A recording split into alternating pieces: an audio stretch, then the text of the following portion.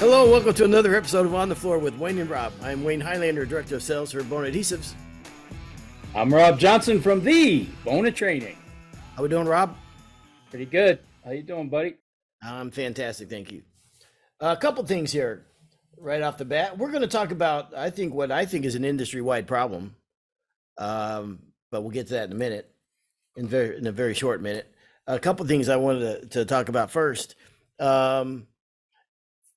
I guess Pete is real.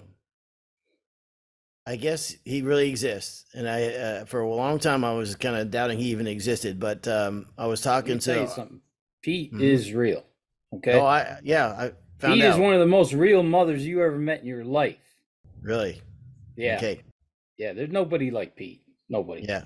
Well, I was talking to a guy today that we both know, Arnold Fancher, and he said he said he ran into him, and he was talking about the podcast, and so yeah, I guess he does exist. Okay, so my apologies.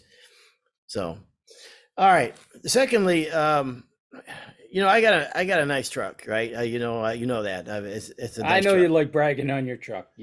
Well, it's not You do bragging have a on nice truck. but it's a nice truck. Okay, I've seen your truck. I've ridden in your truck. It's Yeah. a nice. And It's it's a not nice ride. It's not that it's a big deal. There's a lot of nice trucks out there, but whatever. You know, a man of your stature in the corporation, True. I'm surprised you drive a truck. Yeah. Well, just to keep my masculine image up. I have a step ladder in the back that I put out when I have to get in the back of the. I get a little stool out. just kidding. It is very high up off the ground. I will say that. But I was I'm mowing my own lawn now. I'm not bragging, but I now I mow my own lawn. You mow your own lawn, huh? Yeah, What? it just Yeah. how I said. You and 90% of the Americans out there that own a lawn. Yeah, Welcome to the club. We're well, glad to have you. Okay, it's for the first time in my life. I always paid somebody to do it, and now I'm doing it myself. But anyhow, Oh, so wait a minute. Wait. What kind of mower? oh, it's not a big deal. It's only a Honda push mower, and I enjoy it. I hired. Here's the reason why I do it. We hired guys to do it, and they have a big 48-inch cut or something like that, and they get it done in no time. But I do it 22 inches at a time, and it's like a carpet when I'm done with it. Okay, I just think it just looks better. So anyhow, the other guys did a fine job. But How long did it take you? It takes me about an hour and a half or so to mow the lawn. I thought you would have had a bigger lawn. Oh wow. No, I live in town. I mean, it's a good size. The backyard is pretty big. The front yard is not too big, but it's big enough. I don't want any bigger, to be honest with you. What am I gonna do with it? No, the more you have, the more you got to mow. Yeah.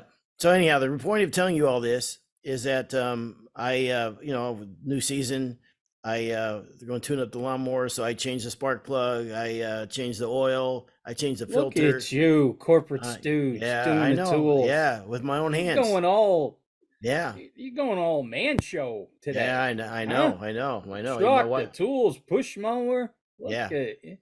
Yeah. So did somebody beat you up recently or something, or no? Where's all this coming from? You start it's the kind of things you have to do. Even my wife was shocked. So well, I honestly, let me tell you the reason why I did it myself. I brought it to a shop to do it. It's been in there 2 months, and they said, "Hey, we're still not any closer to getting it done." 2 guys quit, and one guy, whatever. I said, "Give me that damn lawnmower back. I'll do it myself." So, so anyhow, the reason why I'm telling you this is because I need the blade sharpened, right? So I was going to sharpen the blade, and I have a friend, older gentleman, like much older gentleman, that said, "You know what? Bring it to my house. I have a thing I can balance the blade. They don't even do that on new lawnmowers." He goes, "When I get done with it, sharpen it and balancing, I put on this thing to balance the blade. You start that thing up, it'll pour. You could put a glass of water on it, and that water won't even move." Now, I mean, who's not going to take that up, right? And that sounds pretty damn good. So okay, cool. So I go to his place. Now I'm backing into his shop, right? I'm backing up. So I'm about 50 feet out from where I need to back up to, right? He walks behind me, and he now he's in my rearview mirror, and he's waving me. He's motioning me. Come on, come on, come on, come on, come on. So now instead of watching what I'm doing, I'm just watching him, right? Come on, come on, come on, come on. Boom. I smack into the back of that brick wall so hard. And he's still motioning me to come back. Plenty of room, Dad. Plenty of room. Come on. I was Plenty of room. absolutely horrified. And I get out of the truck and I look at him. He goes, "Oh man, I hate that." I go, "Yeah, I hate that too." He goes, "Yeah, I thought you were gonna move over." I go, "I'm watching you go like this. Like I'm watching you backing me up. You know what I mean?" Yeah. Otherwise, I back up a boat. I could thread a needle with that He boat wasn't too. going.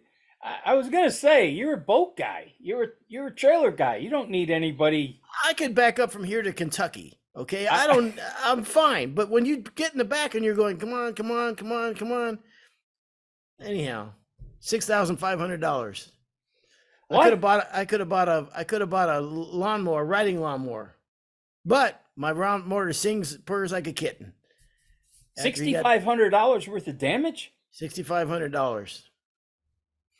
Yeah, I know that's more than your truck is worth, probably, but oh yeah. sorry. Let's take a dig at the working Nah, man. yeah, the working man. Yeah. Take a Well, shot at the. Listen, look it. I told you I hit a deer, right? dinner for 12. Don't I wish? I mean, I had literally just pulled out of my driveway. I was just heading down the road. I bet I wasn't going 25. You know what I mean? I mean, I'm literally 3 houses away from my house. Yeah. So that's how much speed I'm building, and I'm in no rush. Yeah. Bam, a deer jumps out in front, and I just kind of just clip it in the hip a little bit. Mm-hmm. Didn't kill it. It ran off. No problem. I said, oh, I get out. I look at it. It was late. I look at it. I cracked the grill. No, it wasn't the grill. I bent the hood a little bit. Just really minor stuff. If you had looked at it from a distance, you would have known it was an accident. Yeah. It was $4,500. Oh, I know. It's crazy. Well, first of all, I don't even know why he says more than your truck is worth. I apologize. I'm just joking. I don't know what the hell I know. I don't know. But we're going to talk about working men in the next episode after this. Hell yeah. Working kids. But Kids. the insult to the injury of backing the truck up like that is they can't get parts for a while. So I can still drive the truck. But it has a sensor when someone's getting too close or where you're backing up that it keeps going beep, beep, beep. It does that now when I'm driving down the road. So it's all bad, man. When you were backing up, it didn't beep. It didn't tell you, hey, there's a brick wall coming. Not when you're going that fast. You know what I mean? It's just boom. I mean, I had plenty of room, according to watching him. Come on, come on, come on, come on, come on. That's a lot. That's a lot of damage. I would like to see Did you take a picture of it? I can send you a picture of it. Yeah. I want to see a picture of what.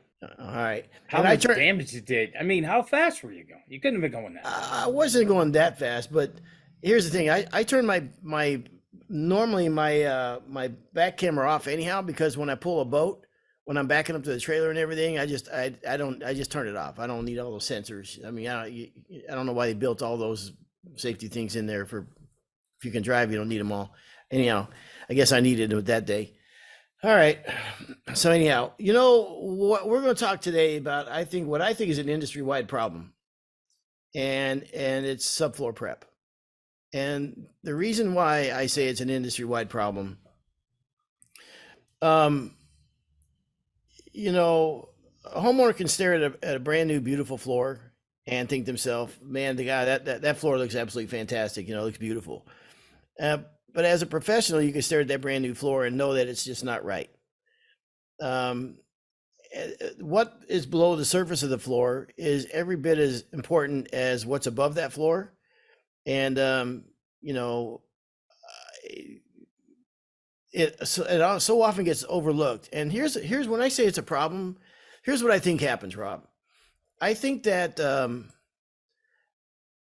we've gotten so accustomed now in this industry that nobody wants to do subfloor prep or talk about subfloor prep or whatever. And guys are bidding jobs and they've just kind of like, there's almost like this fantasy that, you know, you don't have to do subfloor prep anymore. And I think everybody buys into it. I think sometimes the manufacturers oversell stuff. I think the contractors kind of believe in it or want to believe in it, and it's just like nobody wants to talk about it. It's like having this messed up cousin at a family reunion. You know what I mean? He's there, he's got a problem, but we really don't want to talk about this guy. And I think so. What happens is a lot of people don't bid it in the job and don't charge enough for it. So good contractors kind of get penalized for it because they now if 3 people bid the job, 2 people don't even talk about the prep or say, oh no, this floor you don't even need it on this floor, and the other guy that comes in and says, yeah, we need to do X, Y, and Z, and they think, well, you're ripping me off, or how come the other guy? He's the overkill guy now. Yeah. Instead of being instead of being considered the guy that, you know what, he's the kind of guy you want. He's doing very professional, blah blah blah. He's doing, he's the guy you want. He's looked at as the bad guy. And I think what happens sometimes is if a contractor gets that enough, he kind of caves to the go with the flow of the herd mentality. You know what I mean? And so I think it hurts everybody. So I think, salespeople sometimes will sell the job, not even talk about that or whatever. They won't go into it. Or they'll just, or I think like some salespeople think that it'll kill the deal. Like I won't get the job. You know what I mean? If I tell them that we need to really grind this slab down and we need to do the high spots and we need to do this and check that and the other, that now I'm going to talk myself out of a job, because that's going against kind of what the mentality is, and for a lot of people in the trade. And I think it hurts a lot of people, including the consumers, and a lot of really good contractors, because it just is one of those things that just kind of goes, it gets hidden and not talked about. And as you know, as I know, it's all about the prep. I mean, every industry, it's about the prep. Anything you're going to do. I mean, that's the difference between look at the sand jobs. We in this industry, we kind of blow off like there's companies that'll say we can sand and recoat this floor in 1 day, 2,000 square feet, right? We 1 day we have a system we can do that, and we all kind of like we're floor people. We know that's not possible or whatever, not to the degree that we would want. And it's really, subfloor prep is the same way. You know what I mean? I kind of like, we know it's not right. We know that you have to do these different things, but it just kind of goes by the wayside now. And I think it hurts everybody. And so I don't know, man. I think you have enough people not doing it or not charging enough for it. It makes the good guy's job a lot harder even to sell to doing a job properly. What do you think? I think people are starting to come around. And like you said, you might get 3 estimates and one guy is going to really, really do a good job explaining it, but he's going to scare everybody. Well, maybe that guy, there's really nothing he can do. But when I say I think it's coming around, I mean, you know what we're doing in the schools. You know what we're talking to people about.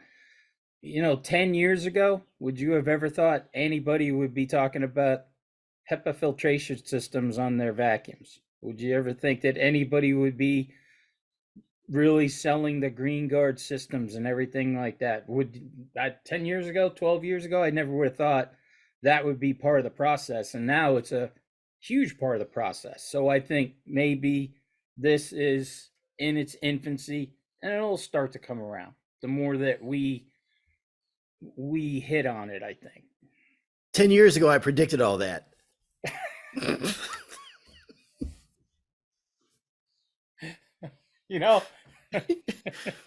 That's why I'm here, Rob. You know, You got to look forward. you were talking for about 20 minutes, and I'm thinking, well, I gotta say something. You know, I gotta say something, and then I do. I try to add to the conversation. Yeah, yeah. You know, whatever. And as soon as I started talking, I saw the look on your face, like, oh, he's just dying to screw me here. He's just he's just No, living. but you did. This You said something really super important, and you didn't even realize it. God bless you. The little mind on you. It's no. You know what you said? That was. You brought up an excellent point. My little mind, your Yes. giant truck. You Ah, it's patting crazy. yourself in the back because you mow your tiny little lawn.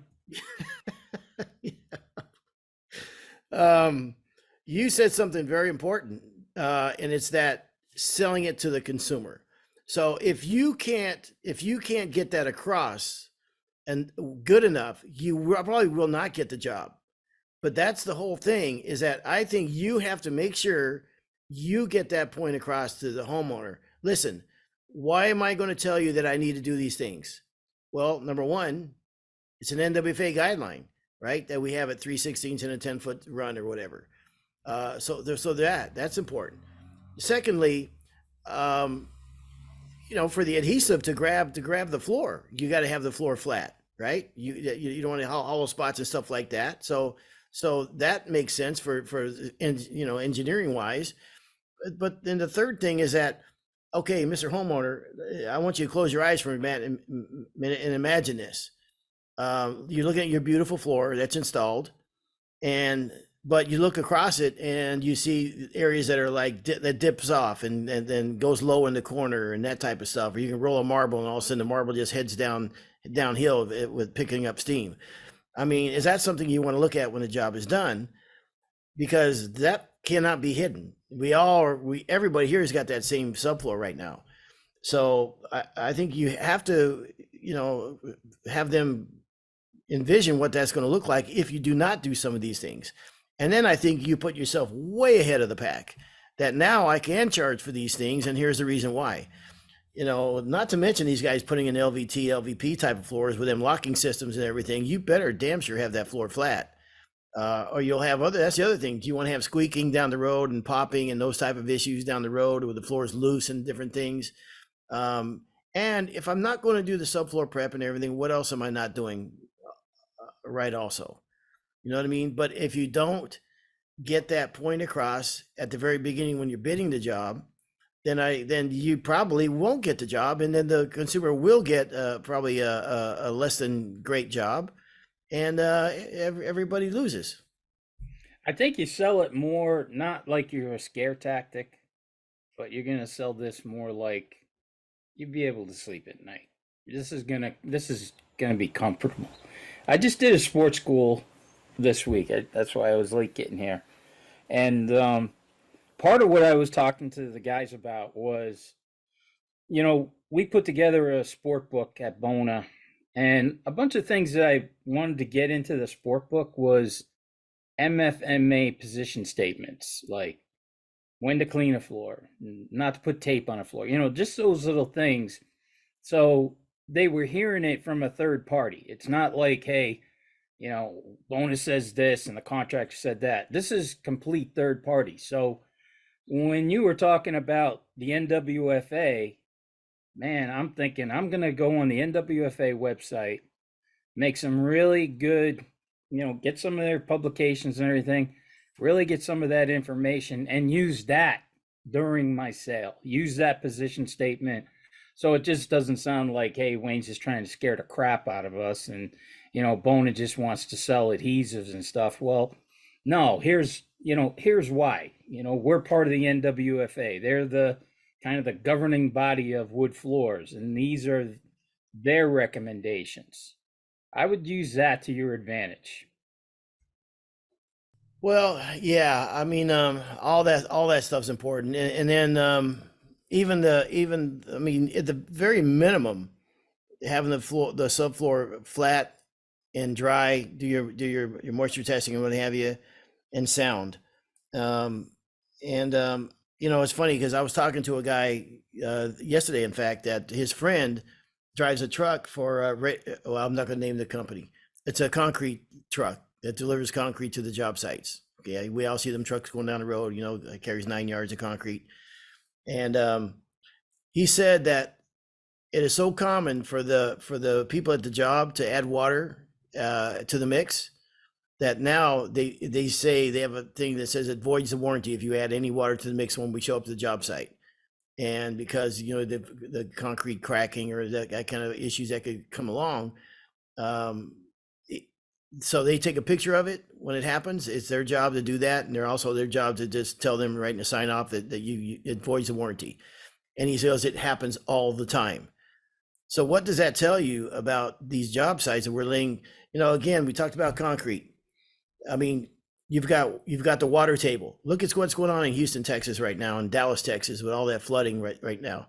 Your adhesive and your moisture protection system has to be right every single day. You know, a storm only has to be right one time. You know what I mean? So you've got water, you got the high water table to begin with in a lot of areas. Then you've got flooding, that's going on right now in Texas. Man, is that a great song or what by Stevie Ray Vaughan? Flooding down in Texas.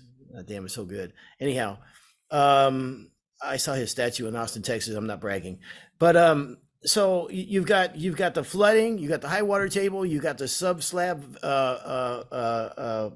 dirt underneath it.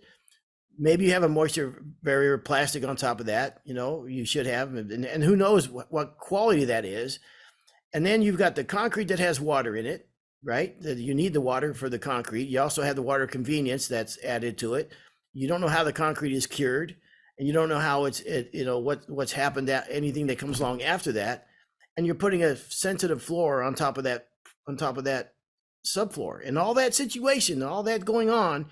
And like I said, you have driving rain coming from the the west one day instead of driving straight down, and now you got a moisture problem. For all that, man, does it make sense to me to use a good adhesive? Man, I mean, just like I said, you only have to not have things going your way one day, one storm, and on one job. You can imagine if you have 5 or 6 homes in the area and you got the kind of flooding and storms they have down there right now. So I don't know, man. I think the proper subfloor prep, I think, is so critical to the success of a job, but it's not sexy, right? Because the homeowner goes, all right, I'm putting $3,000, I'm giving you another $3,000 and I'm not even seeing it. I don't see a thing. You don't see nothing. It's just like when see a thing. All the work you did in your basement, you know, it's like when you have,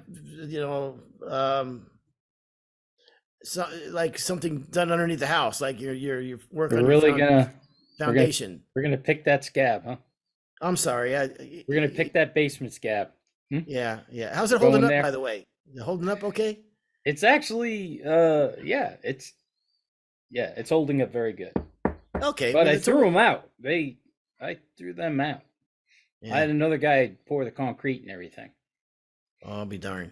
Yeah, they send me an email and a text every week, like, "Hey, can we schedule a concrete truck?" And I'm like, "Nah, I'll get back to you. I'm out of town. No, not today. I'm just wondering how long I can go." Yeah. With just screwing them around after they, you know what they did to me. Everybody knows what they did to me. Yeah. Oh man, it's amazing how many people have asked me. Yeah. About the basement. And how's it going? And did they get that? Cracks me up. It's one of the funniest things I ever heard. Here's the thing too, is that a lot of people don't like doing subfloor prep. You know what I mean? A lot of people don't like a lot of flooring people. They just want to get onto the floor work. And there is an expression that sometimes I think is fitting, and that is embrace the suck. You know what I mean? Sometimes. Just like I know what that means. Yeah. Oh yeah, definitely. And sometimes I'll give an example. When it's hot and let's say you're scraping the stair treads and scraping the risers, and it's hot and it's miserable out, and you got 32 treads you have to do, and then the risers and everything, and you got posts you're dealing with and everything, and it's hot out and you're sweating like a son of a gun. and you first start doing it, and you know that feeling when you first start sweating? That's the worst part. Like even when you're working out, I know you don't know, but when you first start working out, it, sorry, it's to me the worst part is when you My life is a workout. Okay. my, my life is a workout. I'm not a corporate stooge. Yeah, I gotta work for a living. yeah, that's true. Well, you know what I'm talking about. Yeah, I hear you. When it's just you just start sweating, and it sucks because you're hot now, you're starting to sweat and you start to itch or No, that's whatever. usually once I get out of the shower or roll out of bed. Yeah, Yeah, true. Yeah, yeah. there comes the sweat. Yeah, 10 or 11, Definitely. 10 or 11. Anyhow, Yeah. Yeah. um, Wow, but you're on it today, huh? I am. It's just coming You quick. are. Yeah, I'm gonna take you with me everywhere I go. Could you travel That's with why me? that's why we got to do this on Friday. You're usually burned out by Friday, but Yeah, true. you're rocking and rolling today, huh? You're beat bopping all over me. Yes. So, but you know what I mean? So, like, at first it sucks. You're doing the stair tread, you're scraping and everything, and it's hard work and everything. You're starting to sweat and everything. But then, after you get three-quarters of the way through it, maybe you got the music going, the headphones on, and you look back up, you look up top, and you see that your progress has been made and everything, and things are going good, and it's looking good, and you're on schedule and everything. And eventually, you start to like it. You know what I mean? And it's the same thing with subfloor prep. I used to hate doing subfloor prep, the grinding and everything. But then actually, once I kind of really got into it, and then you look back, and after you do the self leveling on top of it and everything, it looks beautiful, nice and flat. Then you realize, you know what? I'm fighting this in my head more than I'm fighting it doing the actual work. You know, so just Yeah. be aware. Don't look ahead or back. Don't ever do that. Well, you know, there are some jobs where you can't look ahead. You know, you just look down and you keep going. My uncle, I can't, not my uncle, my father-in-law used to have an expression. I don't think I can say it, but he'd say, first of all, he'd tell us, okay, here's what you guys got to do. We'd run running a jackhammer or something. It was in construction, and he goes, I want to see assholes and elbows all day, and that just meant get your head down and go to work. Yeah. And he'd tell us to get hot. Yeah, So can you psych yourself? You can psych yourself out way yeah, too early, way too easy. When a big bowling alley would be like a 60 lane. 60 lanes would be wow, a pretty good sized place. 60 lanes straight across, right? no 50 kidding. or 60. But that would be a big place. And there was, you know, if we were going in to do a screening coat, you start cleaning lane 1, Yeah. right? And you look So you never look, you only yeah, look north and south. You never look east and west yep, because yep, that'll just make you insane, yeah. right? It was I was helping Doug Harvey from Classic Floors. I was helping him years ago, and we were down at the new training facility, the New York City Police Academy, brand new training facility, and they had some weird pre-sealed gym floor. So they installed this floor. You didn't really have to sand it. All you had to do was buff and put a coat on it. Well, the pre-seal on it was like aluminum oxide or something. Yeah. So I said, no, I think, you know, he calls me up and he's like, what do you think? And I'm like, I bet diamonds will, you know, a little prep, some diamonds. I think that'll do the trick. Now he's talking about a gym at the police academy. I'm thinking like a couple size racquetball courts, right? It was 40,000 foot, one room, 40,000 foot gym. Oh man. I just remember walking in.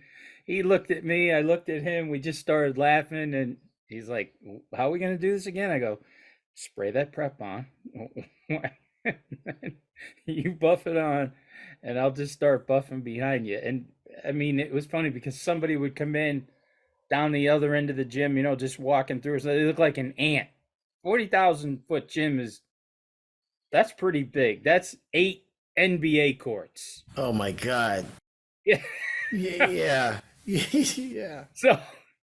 So on that one, same thing. You don't look east west. You just look north south. Yeah. Put your head down, and If as long as you're not looking at it, it Yeah. doesn't. It's not that bad. But if you keep, you Um, get to the end of lane 5 and you're like, oh my god, I got 55. Don't even go there. yeah. Yeah. We had a big house to do one time, 4,500 square feet or so, 5,000 feet, somewhere in there. And I had scheduled for Wow. me and my two brothers to be on it installing.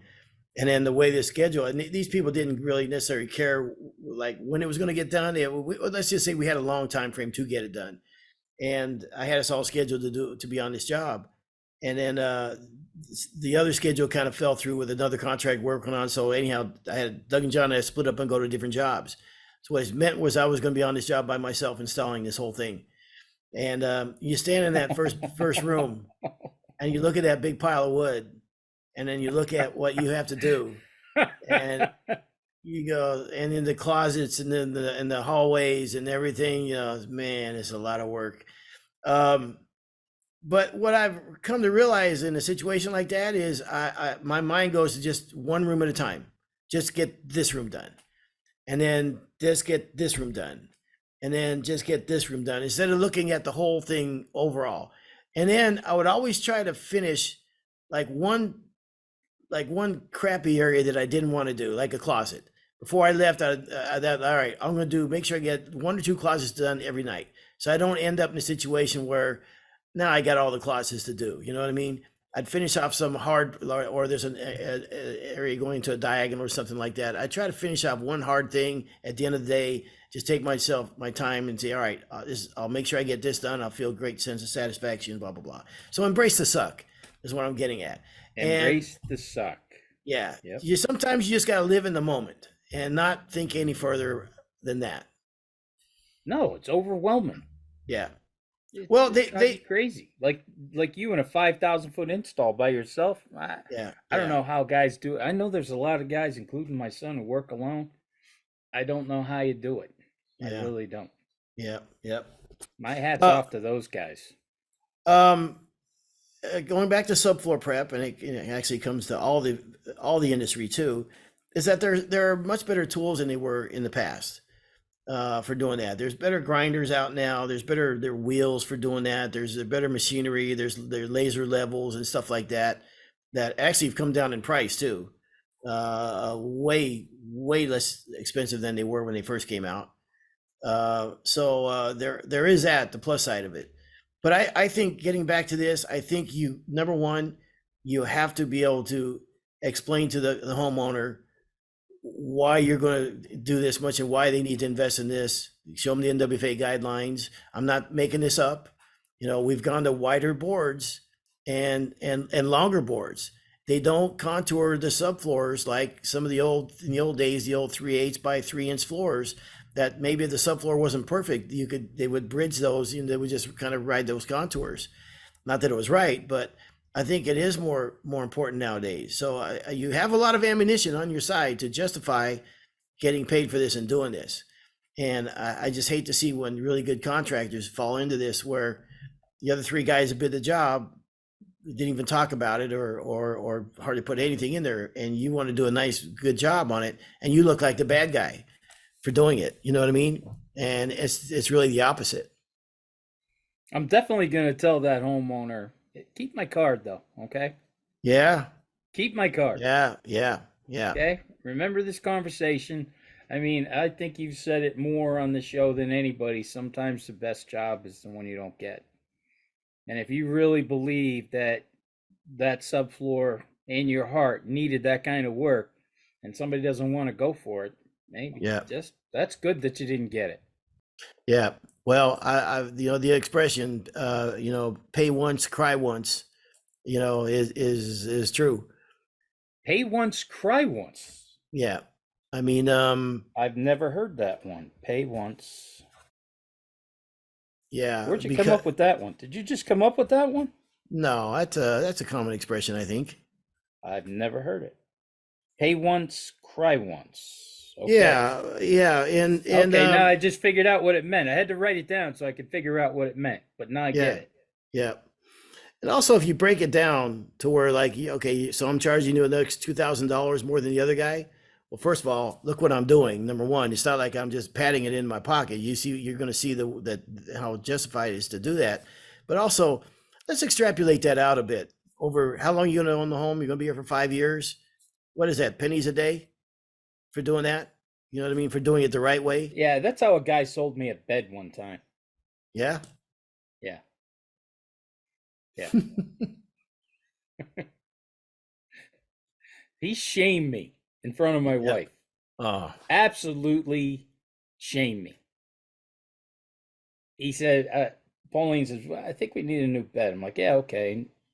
I'm swear I'm flipping through the paper and I see, beds, queen size beds, Mm-hmm. like $89. I'm like, all right, let's go to this place.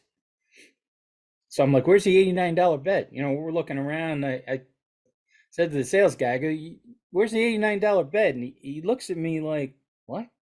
I go, the flyer, your flyer, $89, twin size bed. He goes, seriously, those, we sell those to New York State prison system.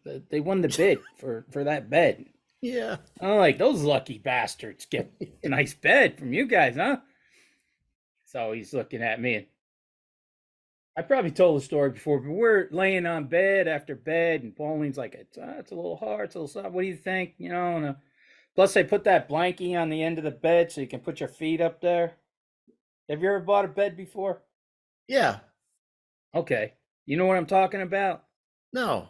They put a little like towelette or something at the end of the bed. So you don't get your. So you don't get your grubby shoes all over their mattress. Yeah. Yeah. Yeah.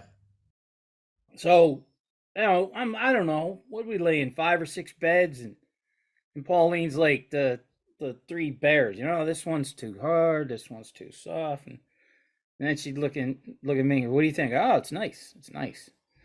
And then finally, about a half hour into bed shopping, she looks at the sales guy. I don't even know why I brought him. He sleeps in a different bed almost every week. So well, true. Yeah. Everything is nice to him. Mm-hmm. So I swear, I think the bed that she finally settles on, I'm not kidding you, I bet it was like $2,500. Wow. Yeah, so to me, I thought that was just like $1 million, like yeah, crazy. Yeah. I was expecting $89, or maybe they'll step up $129 from the 89. Yeah. I'm gonna splurge, right? Yeah. And the guy looks at me, and I'm like, $2,500. And he goes, well, you're gonna own this for about 10 years. He goes, that's only $250 a year. He goes, that's not even $1 a night. And he goes, that's like 70 cents a night.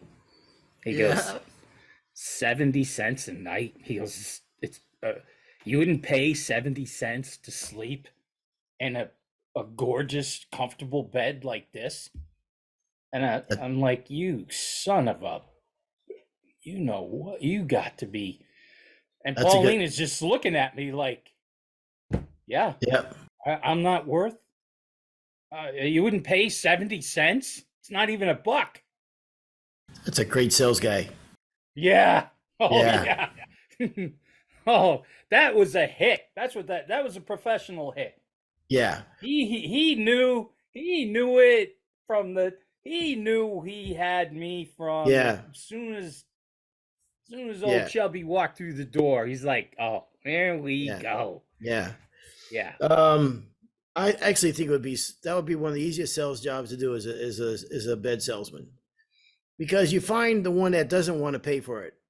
And then you go to the other one. He goes, listen, I know, but your wife, she works hard all day, and she does other things that she does and everything. And, she's not worth 70 cents on night. Yeah.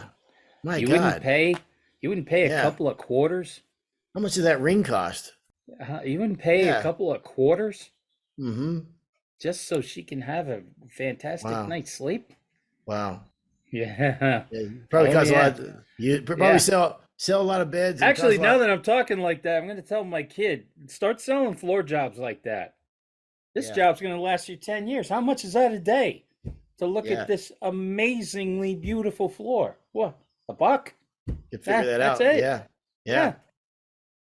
Hmm. Okay. Good stuff. Yeah. All right. So anyhow, we'll wrap this up. But I just think that I do think it's an industry problem. I really do.